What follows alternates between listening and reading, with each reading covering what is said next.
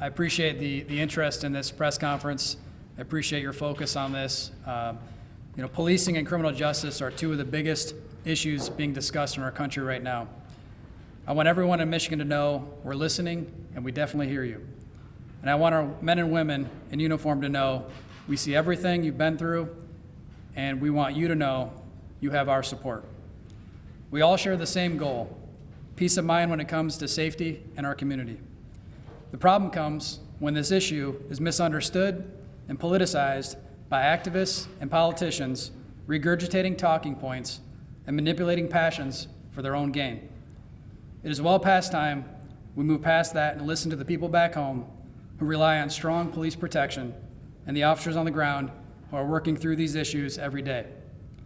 If we listen to what they're telling us, we can design a much better way forward. I know I listen to my community, like my Undersheriff McIntyre from Aranac County, my sheriff from my home county, Clare County, Sheriff Wilson, Sheriff Shea from Gladwin County. They understand better than anyone the challenges we have in our community, what challenges police officers face, and what we can do here to help at the Capitol. One of the biggest challenges departments face is attracting and retaining the best possible talent. We want to make these changes and offer help that will remove barriers for entry for the best possible candidates and help local police departments hold on to that talent. We also want to help them develop that talent and create opportunities for officers to seek out new professional opportunities and specialized training. In this plan, we are getting closer to the point where budget concerns are no longer going to hold anyone back. Lastly, we listen to the people in our community who want more of a local focus. We are encouraging more community policing because it works and it creates better outcomes for everyone. We are wrapping up a budget bill later today that goes into effect for the current fiscal year. We want to make sure these initial ideas are included in that legislation. We simply believe in these resources enough that we want them to be available immediately to law enforcement across the state. But other ideas are still being workshopped and drafted with the help of the people behind us and others. We will have more information on those changes coming soon. For now, we're going to put these ideas out there and begin working on them immediately. House Republicans are going to continue to work on these issues and find real, meaningful solutions to the problems faced by our local law enforcement. We understand these challenges and the pressure you're under. We're going to make sure you know you're not alone. Next, I want to introduce Representative Mike Mueller from House District 51, former law enforcement officer, both with Washtenaw County and Livingston County Sheriff's Department. Representative Mueller. Thank you, Mr. Speaker. As a retired sheriff's deputy, it is truly a great honor to be here today announcing more support for our police officers and communities across Michigan. The men and women in uniform who respond when you dial 911 have an incredibly difficult job, and it's become even more challenging during these difficult social times. I can't stress enough how important the mental health component of our plan is. During my time as an officer, I responded to some unthinkable situations, from families killed in tragic crashes to heinous child abuse cases and a suspect who attempted to wrestle my service weapon away from me. It really does take a tremendous mental toll. With the number of police officers who kill themselves outnumbering those who die in the line of duty, that alone shows that we have a problem. Addressing this issue was one of the driving forces for why I was compelled to run for state representative. There was a point where I, myself, almost became one of those statistics. I was dealing with the weight of an officer-involved shooting I was involved in 2009, coupled with all the other traumatic scenes and experiences I saw as a police officer and the physiological stress of the job. I would not be standing here today if it wasn't for the proactive actions of my department. And how ironic is it today that I am joined with my colleague Representative Bazat, who was the sheriff at the time of my shooting, and Sheriff Murphy, who was the undersheriff at the time. They took very proactive measures to ensure my safety, and I truly thank them, because if it wasn't for their understanding, like I said, I would probably not be standing here today. We all want to make sure we have the best officers on duty, and we want them to be in the best place possible mentally. Addressing the mental challenges our local police officers are facing will ultimately help improve interactions officers have with people in the communities they serve.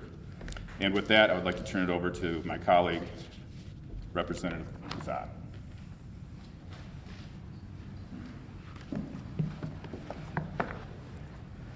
Thank you, Mike. Thank you, Speaker Wentworth. I appreciate you putting this package together. We stand here today during National Police Week to recognize and support the brave men and women in uniform who often put their sacrifice and duty ahead of their own safety. Our communities are stronger and safer thanks to the dedication shown by these brave men and women in uniform who put their lives on the line in the name of public service. As a retired former Livingston County Sheriff, I am familiar with the risks and rewards that come with serving as a law enforcement officer. A career path that was once considered relatively stable with minimum barriers to entry, law enforcement agencies are now finding it difficult to recruit and retain qualified officers. We have identified policy-based solutions in this issue to bolster our local agencies and the men and women in uniform who proudly serve.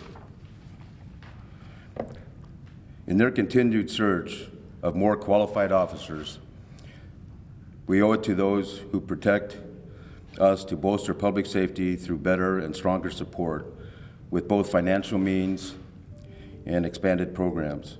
We have identified policy-based solutions that will have a real impact, such as providing academy training assistance, offering recruits small stipends during training, expanding work-study programs, increasing areas on mental health and service to many more of our officers.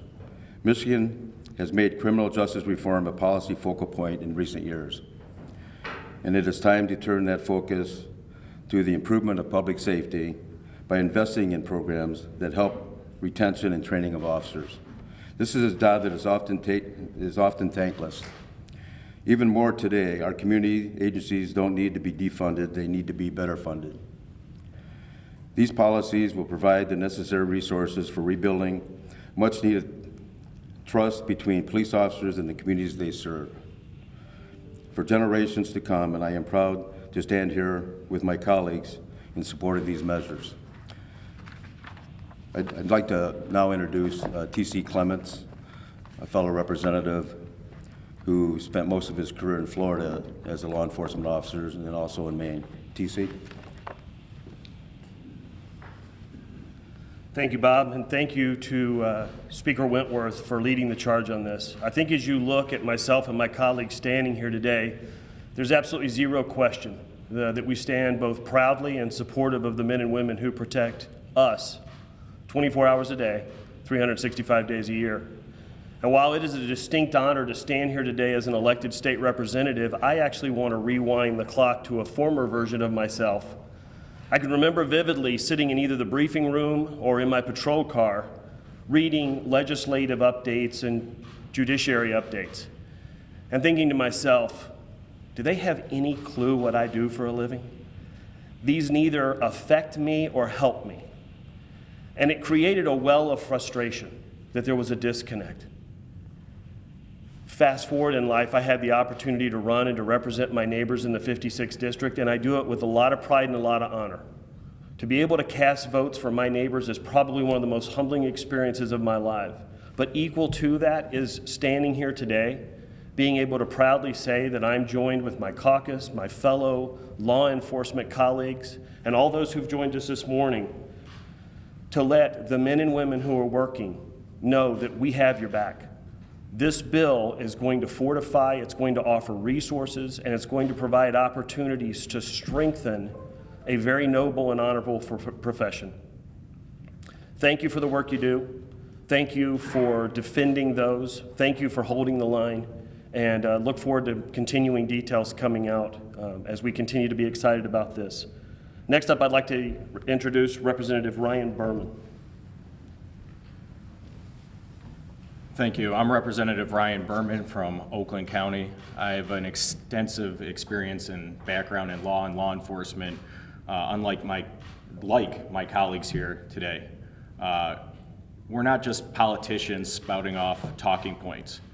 These are the men and women in our caucus and here in the House with extensive law enforcement experience on the front lines that knows what it takes to be successful at the job, and including giving the resources and tools for our men and women in law enforcement to be successful. So I'm very proud today to be here with them, working with them on this initiative to bring more resources for stronger support for safer communities. And I'm very proud to have my sheriff, America's sheriff, Michael Bouchard, here to speak on this initiative. Well, first, Mr. Speaker, thank you, and representatives. You know, many, many years ago, when the country was very divided during the Civil War, President Lincoln said, "Thank God for Michigan." And I say that again today. Because what happened last night in the United States Congress, they couldn't pass a resolution honoring men and women in police work during Police Week. They couldn't get it done in time for the candlelight vigil that honored 306 men and women that died in the line of duty last year. They couldn't get a resolution simply saying we honor the service of men and women. They had to have qualifiers in it, and it became divisive. That is absurd. Juxtapose that with the Speaker and the representatives' leadership saying, we understand there's things that can and should be done. No person wants bad cops off the street more than cops. Reform on those issues absolutely is supported. But you have to focus on the fact the vast majority of men and women are doing the right thing every day. And they need your help, they need your support. And this package focuses on the things that make a difference. Training, recruitment, retention, mental health. 306 officers died in the line of duty last year, and more perished as a result of suicide. That is a tragedy for the country. And this package, Mr. Speaker and representatives, is why you're here, recognizing there are things that we need to reform, but that doesn't eliminate the need to support the men and women that are doing the right thing every day. And for that, I say thank you, and thank God for Michigan. I get to introduce my good friend. We've known each other since we were like 6, Ken Grabowski from the Police Officers Association of Michigan. America's Sheriff, I like that, I like that. Mr. Speaker, thank you. Police officers need this support. I've been in this business for over 40 years, and I can tell you that morale is at its lowest point I've ever seen. Nobody wants this job. Society, for whatever reason, is listening to mob rule, and we need some common sense. This will help support the police. All these gentlemen up here, everything they said was very accurate. Their support is necessary, and your support is necessary. And I just want to thank everybody for coming on. I want to thank the Speaker and these people for promoting policemen. Thank you. So with that, I just want to say another couple words. You know, this is a House Republican plan. You know, the colleagues behind me obviously have a lot of extensive experience in law enforcement, criminal justice, and you know, they were very supportive of this plan as well as the House Republican caucus. I know today we have Representative Sue Allen, Representative Ann Bolin also here at the press conference. I just want to say thank you to my caucus and the support that they're showing for the men and women in uniform through this process. So with that, I'll open it up for questions. Speaker, can you talk about the biggest reform that you're most proud of, specifically in this package? Yeah, I think the overall investment. I mean, this is an $80 million investment into. I couldn't pick one, Kyle, but you know, you look at retention and recruitment that was spoken about earlier. We're putting $30 million into retention and recruitment to ensure that we can retain good qualified, you know, police officers, and we can recruit good qualified police officers. You know, if you talk to each one of these members who are in law enforcement or were in law enforcement prior, they'll tell you about their academy experience, the competitiveness of getting into an academy and getting hired. You know, one job opportunity open in a certain region. Now we have, you know, counties with 65 openings. We have counties that have never even had applicants file for an opening. This is insane right now in the state of Michigan, and I think it's part of the narrative that's out there.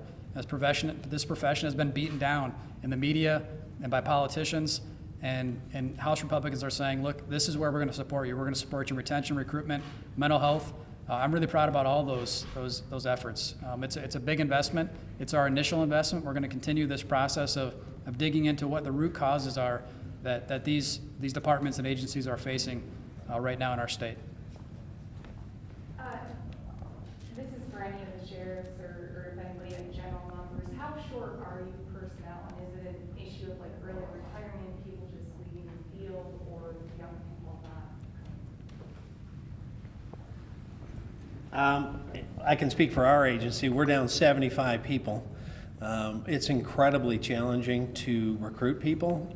We've had people that were in the finals of our backgrounds and say, you know, given what's going on, I don't want to go into this career anymore, and drop out. We've had people in our corrections academy drop out a week from graduation saying that the pressure is just such that I don't want. And so it's a challenge to recruit and retain people. And you know, some of the other things that are percolating on the national level about qualified immunity is putting a chilling effect, even making it worse.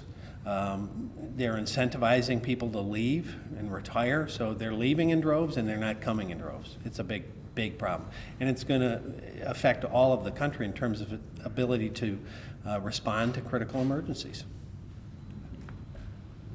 Last term, a bill passed the House unanimously that would have required de-escalation training and implicit bias training. Can you talk about what happened with that in this plan? It looks like it would be optional, and is there implicit bias training in that bill as well? So first of all, I should recognize Representative Tommy Brand. I didn't see you over there when I was recognizing the reps in the room. So Representative Tommy Brand, a huge supporter of police officers and law enforcement in the community. So thank you for being here, supporting this plan.